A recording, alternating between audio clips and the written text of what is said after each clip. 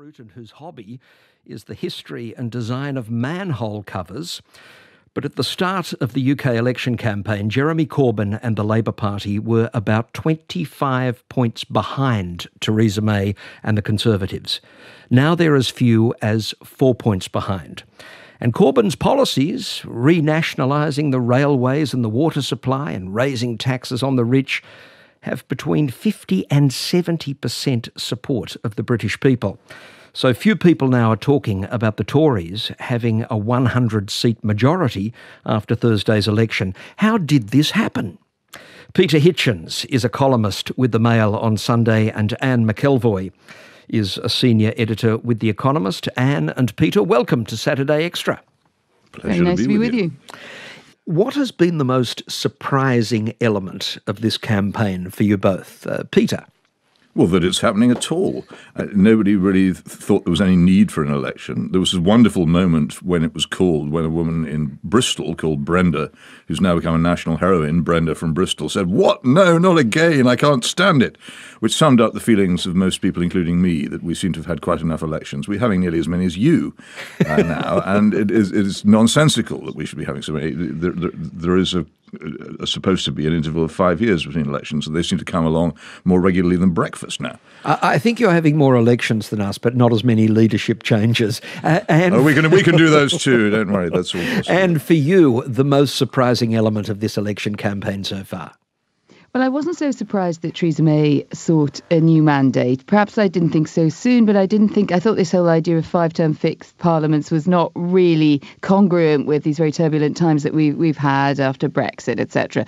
So I wasn't so surprised by that. But I think I have been surprised, and a lot of the commentariat has been surprised, that Theresa May has fought such a dismal campaign, even just professionally, let alone what one might think of the ideas. And that the Corbyn challenge, a lot of people thought that Jeremy Corbyn, coming from the hard left of Labour, when he was put under public scrutiny in an election campaign, would struggle noticeably from the off, and actually hasn't really. I mean, he's still very far short, I think, of being the next Prime Minister, but you would have to say, in fairness, that he has had a good campaign. You wrote just this weekend, Peter, about the terrorist attack in Manchester. The conventional wisdom was that the Islamist attack would actually boost the Tories. So what's happened there? What has been the effect of it? I don't know. The difficulty at the moment, and ever since the opinion polls in this country started getting everything wrong, is to know what's really going on. I don't know whether it's boosted them or not. All kinds of other things are preoccupying people.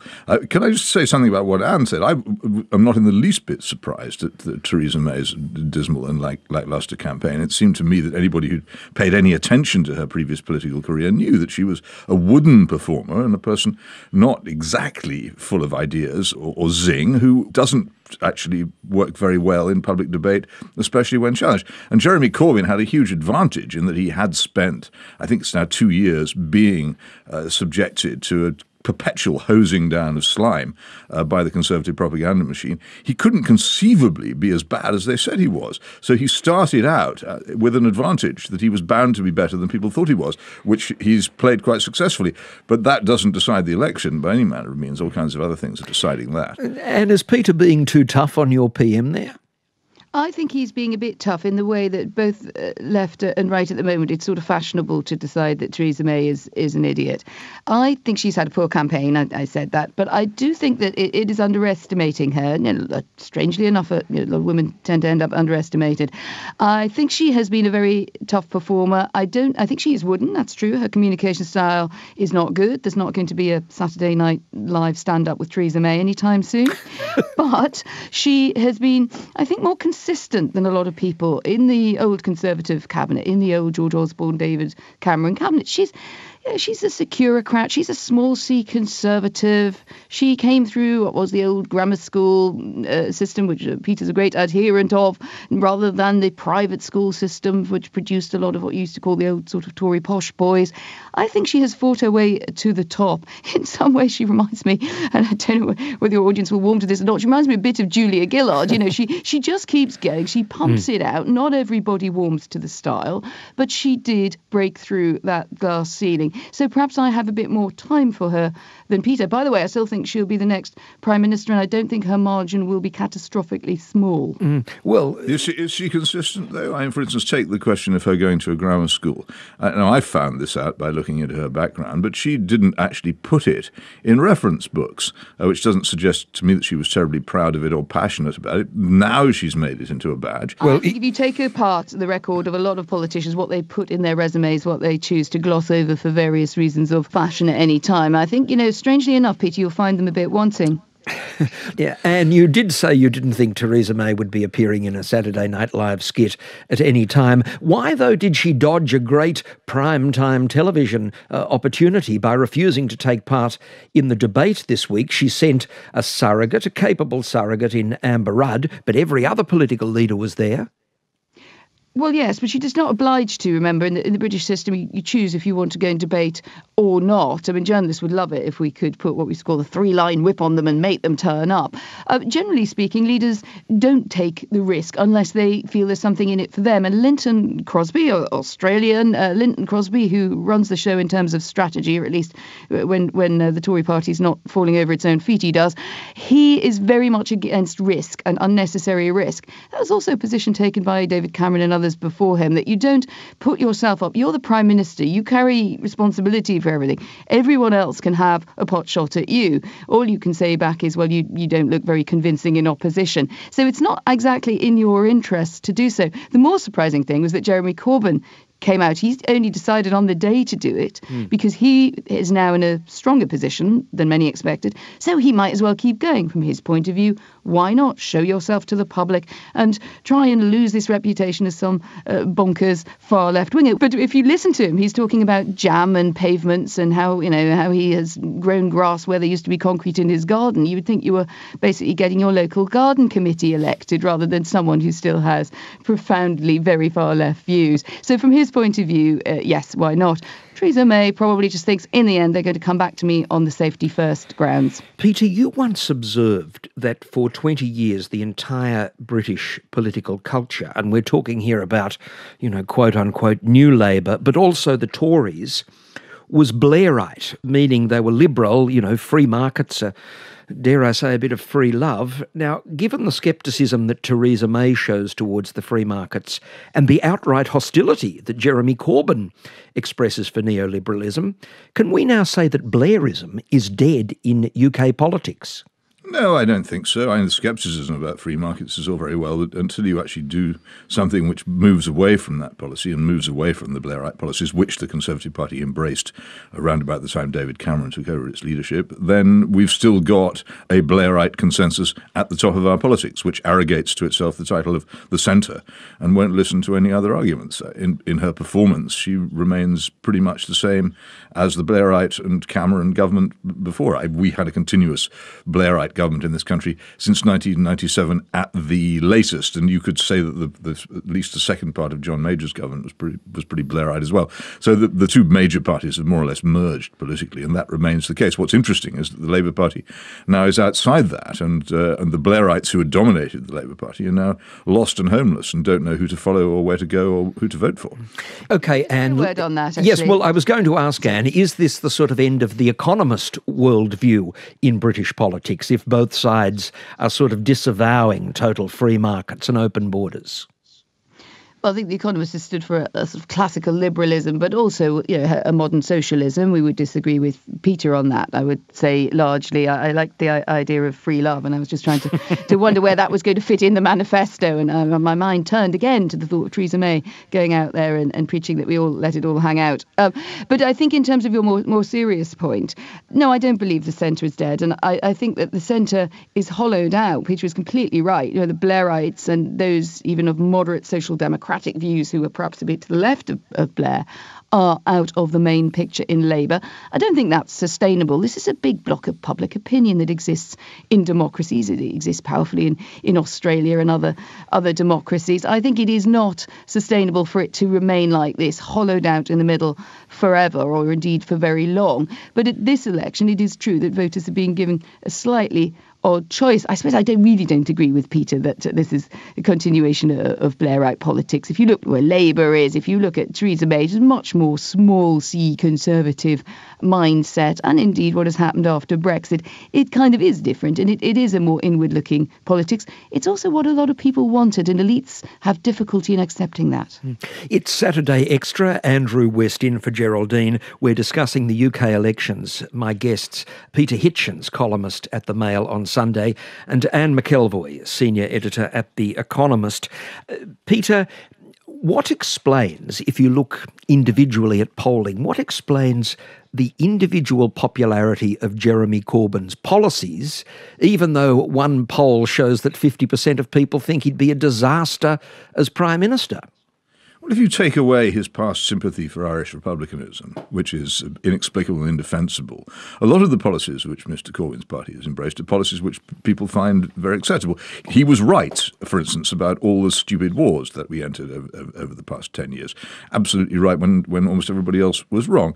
Most people who travel by train would entirely agree that the railways need to be renationalised. I travel by train twice a day, and I've been in favour of renationalisation for years. And most other people who I travel with, and most of the staff of the railways that one talks to, are these are sensible policies which only dogma prevents from being implemented. For the rest of it, there is a serious argument for saying that when borrowing is so cheap, it might be sensible for governments to borrow more for major projects. And also there is a huge amount of discontent among the young about the fact that they cannot find stable employment with decent pay, and they can't find anywhere to live. And he at least appears to offer to quite a lot of people like that some sense that somebody is listening to them. Whether he has any solution to it's another matter, but he does. So once you've taken away the Irish problem and the messing around with Sinn Féin, which he did, which as far as I can say is an insuperable barrier, then you've got a collection of standard, old-fashioned left-wing policies which many people find appealing. And has Jeremy Corbyn and Labour dragged Theresa May to the left in that sense? Because every time I hear Theresa May speaking, it's all about the government not getting out of the way, but getting in, helping people. It's putting workers on boards. This is very un-Thatcherite. Yeah, Theresa May was never a Thatcherite, however. If you remember, she came into Parliament rather later. She's sort of an age where she looks a bit like she could be a Thatcherite, but I think people sort of get that wrong about her. There is a response, not just to Jeremy Corbyn, but generally I would say that the centre has moved leftwards after the financial crash. The centre-left is probably more to the left than it was in terms of state intervention. I think, going through Peter's list there, the big problem with all of that, for a start, I don't want to renationalise the railways. The idea that a modern country now is really going to find the answer into the renationalisation and these ideas that were big in the immediate post-war years seems to me wrong. And most countries have a mixed public-private arrangement, whether it's in railways, whether it's in healthcare, whatever. So I think that is simply wrong. But where Peter has a point is that people haven't had to think about it for a long time. They had a cold blast or a hot blast, depending which side you're on, of Thatcherism, deregulation, freeing up a lot of British economic activity. Then they had a consolidation period, broadly speaking, of Tony Blair saying, I'm going to take the edge off that and make it sound a bit nicer and be a bit more socially liberal. And I think Theresa May really comes, if you like, from that middle point. She doesn't, for instance, really believe in letting markets rip to the extent that she thinks people should be able to be as rich as they like and pay very little back into the system. I think she has a very different view. You always think if you ask a small C Conservative person in a golf club outside London what they think, you get an answer that's very like Theresa May. I should say, though, Anne, on the railways, the governments do run the railways. It's just that they're not British governments. It's the French government and the German government. That is quite true. Listen, I'm kind of feeling let's move on from the railways. and the Dutch government and the German government. Peter, now, Rod Liddell wrote in The Spectator that if it were not for Corbyn's lax policy on immigration and open borders, Corbyn could win this thing. So is immigration going to be a decisive issue? Well, it might be. We're not quite sure how, given that the Conservative Party's record on it is so feeble itself and can't really campaign on being a tough on immigration party because it's demonstrably not been. I don't know whether that can really be an issue in this election between the two big parties. Neither of them can claim to have been in favour in practice of serious control of immigration. People might want to believe it, but it simply isn't the case. Now, Anne, what is likely to happen with the smaller parties? First of all, the Scottish National Party. It was once observed that they campaign in left-wing poetry, but they govern in sort of right-wing prose. They're really just as budget-cutting as any other government. Is that sort of separatist bubble up in Scotland likely to burst at this election? No, I think the SNP will still do very well at the election because their natural competitors are the Labour Party, which is even more hollowed out, believe it or not, in Scotland than it is in England. It is not a particularly fiscally responsible party. I think, whoever made that jibe at them obviously was sort of the view that the magic money tree grows in Edinburgh. The New Statesman, I think, made that jibe. Well, there you are. But it depends who's writing it. It's a left-leaning magazine. And in terms of the SNP in government, I think one of the bigger problems is it doesn't address some of the really the underlying problems Scotland has, education levels, or even access of poorer Scots to higher levels of education is not looking very good. It's not a reformist public services party. What it is very good at is capturing the disaffection the Scots feel with the English, and Brexit has obviously magnified that. The difficulty is, of course, is it running basically to say, give us a big result and then we'll give you another referendum, and this time we'll get it right and we'll get out of the UK? Or, as I suspect, is Nicola Sturgeon running on a never-endum in which she says, keep me in power, I like being in power. She's good at it as well, she puts a very good face on it. Labour is dead in the water. The Tories will do quite well at this election in Scotland, which, this would have been seen as a miracle a few years ago. It has a very good, punchy young leader in Ruth Davison. You say, but they won't do as well as the SNP. They'll do quite well, but that's only in comparison with the appallingly feeble performances they put up for the past 20 years or so. They won't do well in terms of threatening the SNP. Well, it doesn't. It means that they will move from being appalling to being slightly less appalling and in terms of performance. And also the other thing about Ruth Davison, their much-hyped leader, is that I can't see in what way at all she is a Conservative. So it is completely baffling to me that anybody of that type could describe herself as a Conservative. Okay, She's a standard issue modern Liberal. OK, Peter, speaking of Liberals, what then of the only true return to Europe party, and that is the Liberal Democrats? I thought they would do quite well at the beginning of this. I have friends of mine who were Tories but who were in favour of staying in the European Union were talking about voting for the Liberal Democrats because of that issue. But I think the performance of their leader and particularly the decision to back the decriminalisation of cannabis as a manifesto commitment, I think has made people realise that they are an irresponsible party and a trivial party. And I think they will do quite possibly fairly well in one or two individual constituencies where they were strongly placed. But any chance of a national surge towards them, I think, is probably gone. OK, I won't ask both of you for predictions, but I will ask you both, what will most surprise you a week from now? Anne? Well, I suppose it would seem surprising. It would seem extremely surprising if Jeremy Corbyn were the Prime Minister, because I think that for all we've said about how the centre is changing and people's changing views, I think in the end, they like the sense of a continuity and reliability. That's also quite British in outlook. I suppose what would now be surprising is if Theresa May we were sometimes talking about her getting well over 100-seat majority. And I don't think she believed that hype, but it was certainly, looking at the polls, it was on the cards at the beginning of the campaign. So I suppose the surprise would be if Theresa May did even better than she deserves to do after a pretty subpar campaign. Peter? Whatever the result, I'll be surprised if there isn't serious talk in the Conservative Party about replacing Theresa May fairly soon. Oh, well, that is the Australian disease. Look, it's been absolutely terrific to have you both. A very lively debate. Peter Hitchens, columnist with The Mail on Sunday, and Anne McElvoy, senior editor at The Economist. I thank you both for being with us on Saturday Extra. Thanks for having us. You didn't frankly have the balls to put country before party.